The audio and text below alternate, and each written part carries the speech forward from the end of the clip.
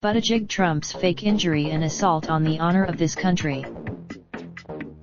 Calling it an assault on the honor of this country, Democratic presidential candidate Pete Buttigieg on Sunday said there is no question that Donald Trump faked an injury to avoid serving in the Vietnam War.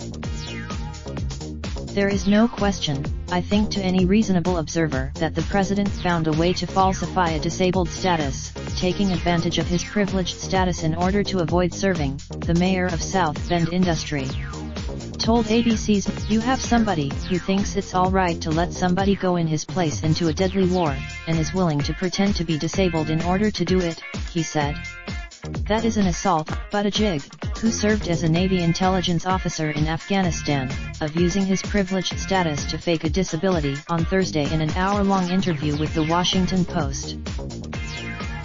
Trump was exempted from military service 5 times at the height of the Vietnam War.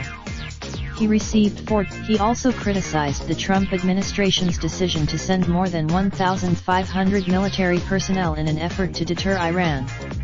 Buttigieg told, referring to his own military experience, Buttigieg slammed Trump's consideration of granting pardons for some service members who have either been accused or convicted of war crimes.